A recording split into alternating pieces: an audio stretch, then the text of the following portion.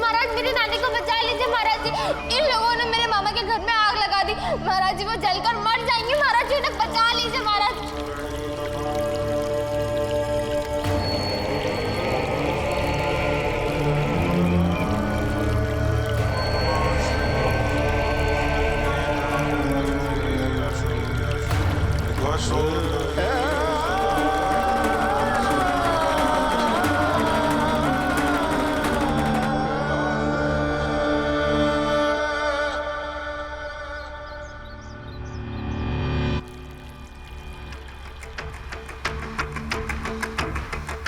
महाराज जी,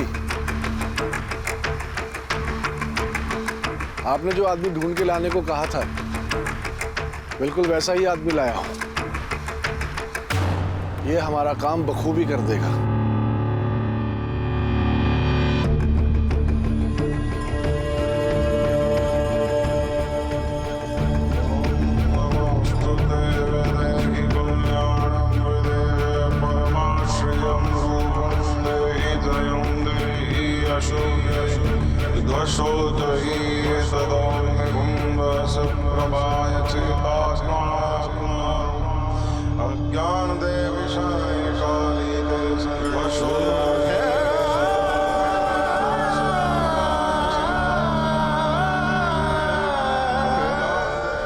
महाराज की जय हो।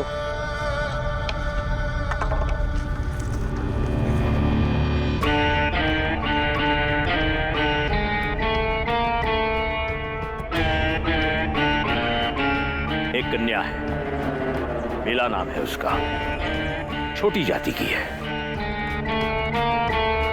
अभी भीमराव के घर पे रहती है। तुम्हें दिन रात साए की तरह उसका पीछा करना होगा।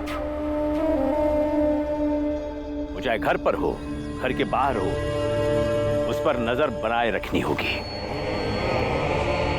वो कहाँ आती है, कहाँ जाती है,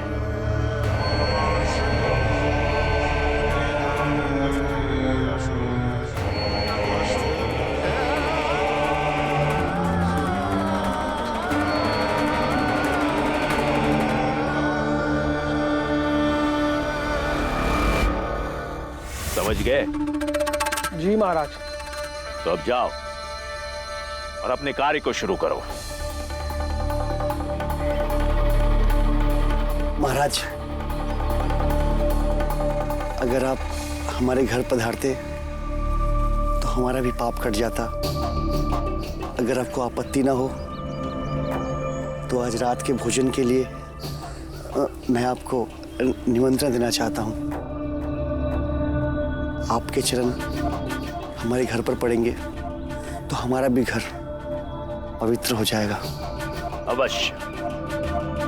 बोला सर्वज्ञ महाराज की जय, सर्वज्ञ महाराज की जय।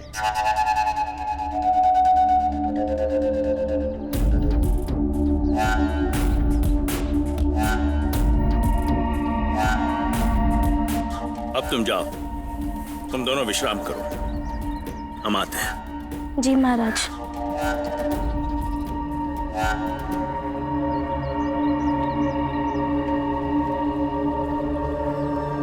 कितनी किस्मत वाली है बेला भी, अब वो भी हमारी तरह ईश्वर के चरणों में आ जाएगी।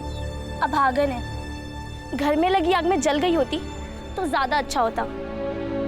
हमारी तरह बनेगी तो रोज जलेगी, वो भी इस तरह कि पूरी तरह जलकर राख भी ना हो पाए। तुम हमेशा ऐसी बातें क्यों करती हो? हम सब ईश्वर के इतने करीब हैं। बहुत कम लोगों की किस्मत में ईश्वर की दासियां बनना लिखा होता है। ईश्वर के नहीं, महाराज के करीब है हम। नाम ईश्वर का है और सेवा तो हम महाराज की करते हैं ना।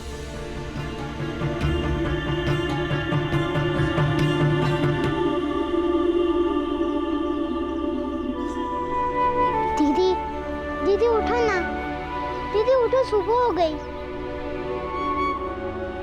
दीदी उठो।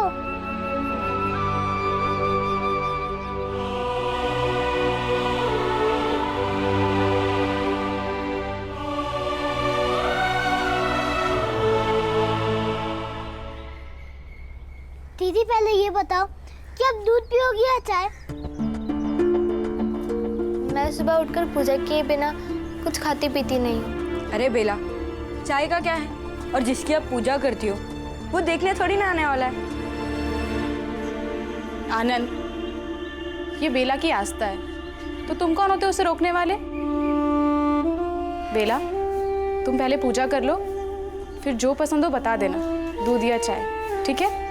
लेकिन मेरे नानी और पुरंजन मामा। तुम्हारी नानी बिल्कुल ठीक है बेटा।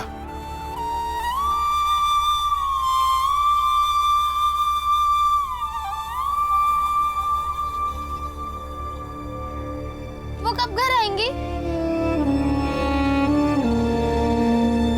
बेटा अब तुम्हारी नानी वैद्य के यहाँ है। वैद्य जी ने कहा कि बहुत जल गई है, इसलिए कुछ दिनों तक वहां रुकना होगा।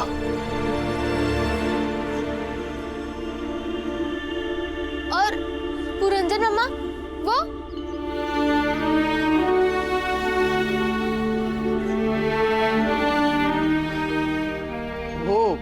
वो कुछ लोग बता रहे थे कि तुम्हारे पुरंजन मामा निरंजन मामा के पास चले गए और उसने कहा कि तुम्हें हम अपने साथ रखें। चलो, अच्छा ही हुआ। यहाँ रहता तो झगड़ा करता, लोग उसको नुकसान पहुंचाते। जब माहौल शांत हो जाएगा आ जाएगा।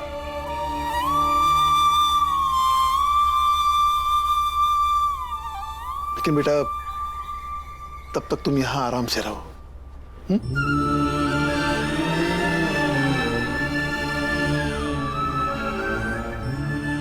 और हाँ, मैंने तुम्हारे लिए कुछ कपड़े और जरूरी सामान खरीद कर लेकर आया हूं, रख लो।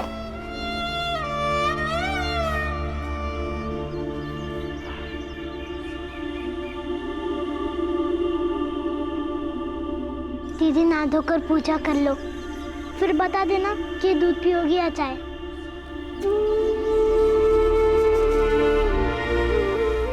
बताइए।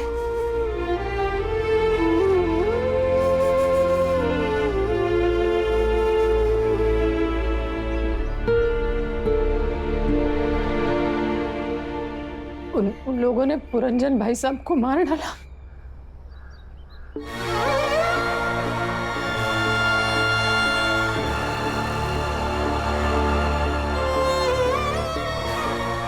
पता नहीं।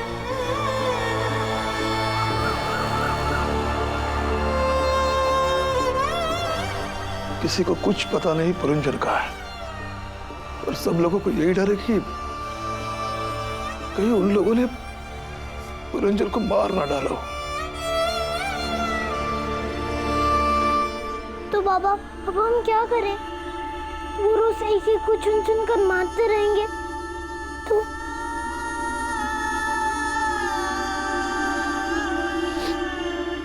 अगर पुरंजन को मार डाला है तो हम आरोप किस पर लगाए? किसने मारा है? बेटा हमारे पास कोई सबूत नहीं है। तो बाबा अब हम क्या करेंगे? अपना बचाव करेंगे।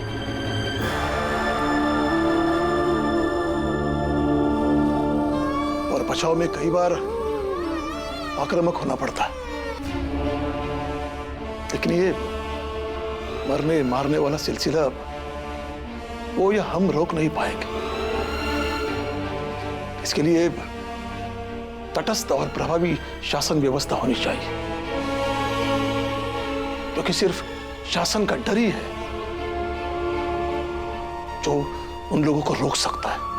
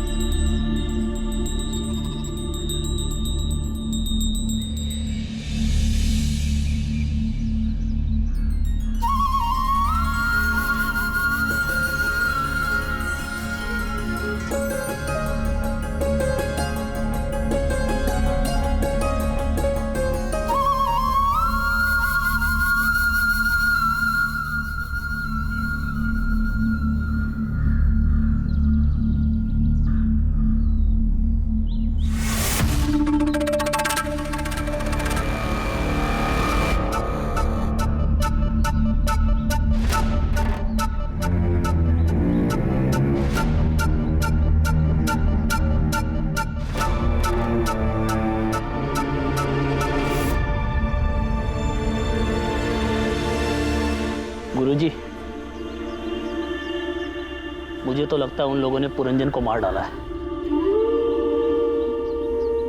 मुझे भी यही लगता है। लेकिन कुलकर्णी, अगर हम ये सब चुपचाप इसी तरह सहते रहे तो आने वाला समाज हमें दोषी मानेगा। दोषी तो मानेगा गुरुजी, क्योंकि समाज भी एक व्यक्ति के रूप में बाप की तरह ही होता है। इसमें अलग अलग जाति के कई बच्चे होते हैं। उसे तो ऐसा ही लगेगा कि बड़े भाई होकर भी हमने उसके साथ सही नहीं किया। मुझे लगता है कि सेठ जी, मंगेश चाय वाला और महाराज, इनके साथ साथ कहीं ना कहीं हम भी दोषी हैं। उन लोगों ने पुरंजन को मार दिया और हम चुप हैं। ये खामोशी हमें जीवन भर कचोटती रहेगी। लेकिन सवाल ये उठता है कि आखिर हम करें तो क्या करें? नहीं गुरुजी, हम चुप नहीं बैठेंगे। पुरंजन के साथ जो कुछ भी हुआ और उसकी माँ के साथ जो कुछ भी हुआ, हम हर बात का सबूत इकट्ठा करेंगे और थाने में जाकर उनके खिलाफ मुकदमा भी करेंगे। गुनहगारों को हम सजा जरूर दिलाएंगे। हाँ, कम से कम हम ये काम पूरी ईमानदारी से कर सकते हैं। कुलकर्णी, चलो अभी से इस काम पे लग जाते हैं।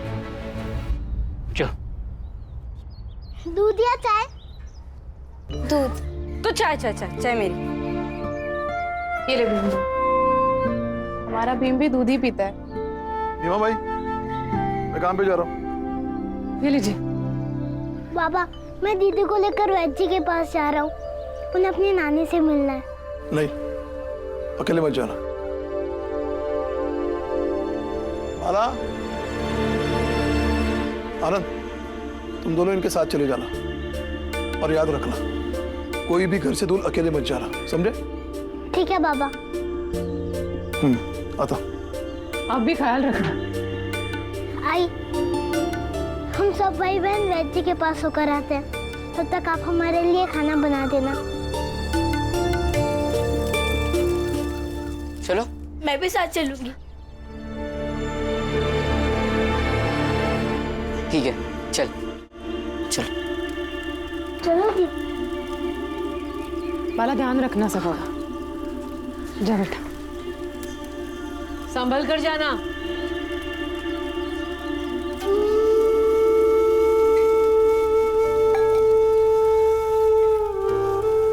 आई,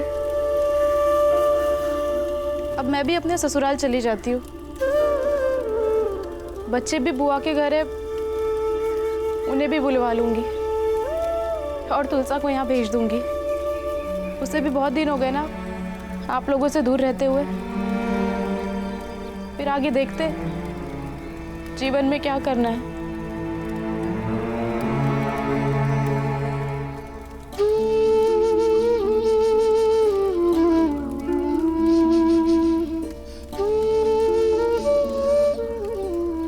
देख, मैं समझ सकती हूँ,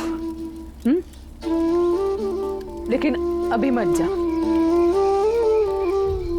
गंगा, तेरे बच्चों का ठीक है, पता नहीं तेरे सास ससुर तुझे स्वीकार कर पाएंगे या नहीं। बाबा को आ जाने दे, सब मिलकर तय करेंगे आगे क्या करना है। धैर्य रख, सब ठीक हो जाएगा। अभी इस बारे में सोच भी मत। चला जा, मेरा खाना बनाने में हाथ बटा, दोनों मिलकर खाना बना लेते हैं। जा, ये मैं कर लेती हूँ। अच्छा।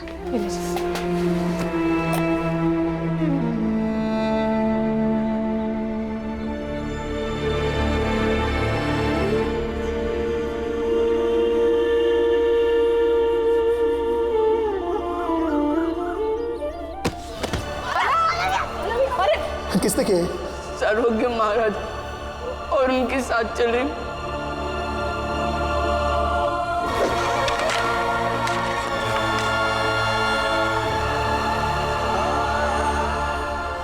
मुझे थोड़ा सा पानी दे दीजिए ना, नहीं तो मेरी आई मर जाएगी।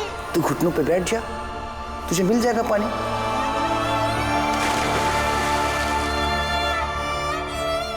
एक माँ और बीवी होने के नाते कभी कभी डर जाती हूँ मेरे बच्चे और पति के साथ क्या होगा।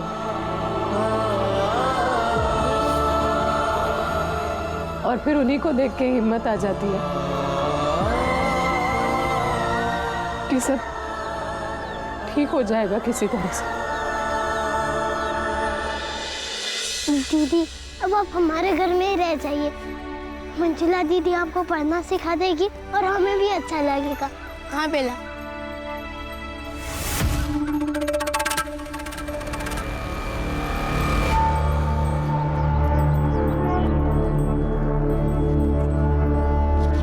ये ले बरगद के पेड़ के पत्ते, इसका दूध उसके बालों पे छिड़क देना, ठीक है? समझ गया? जा।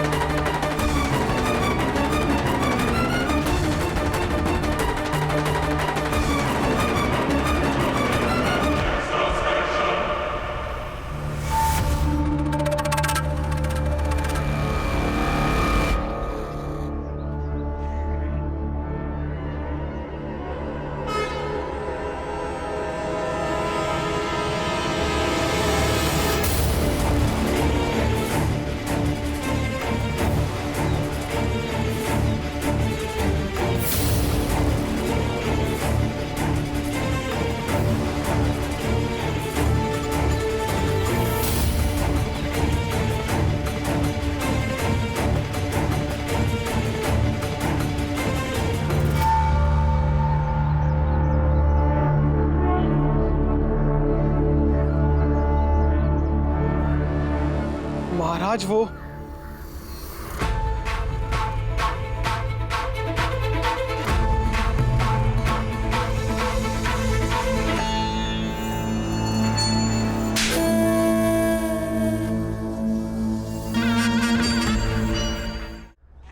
कार्य में असफल होने के बाद शीश झुकाकर खड़ा रहना ही शिष्टाचार होता है।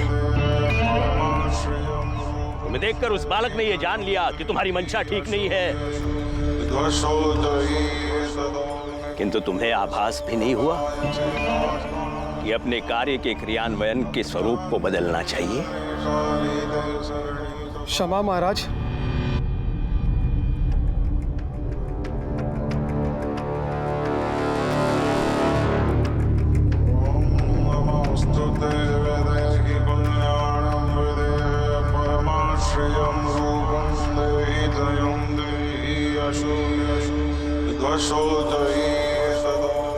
इसे संभालो,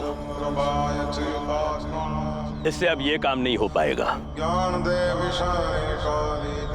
अब तुम स्वयं इस बरगद का दूध बेला के बालों में डालोगी, जिसके बाद उसके बालों में जटाएं पैदा होंगी जो देव इच्छा की प्रतीक बनेंगी, और उसके फलस्वरूप वो भी प्रभु की दासी बन जाएगी। बिल्कुल तुम दोनों की तरह।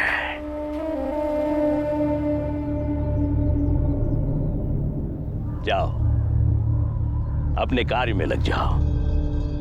जी महाराज। किंतु हाँ, असफल होकर मत लौटना, क्योंकि असफलता की कोई भी क्षमा नहीं हमारे दरबार में। जी महाराज।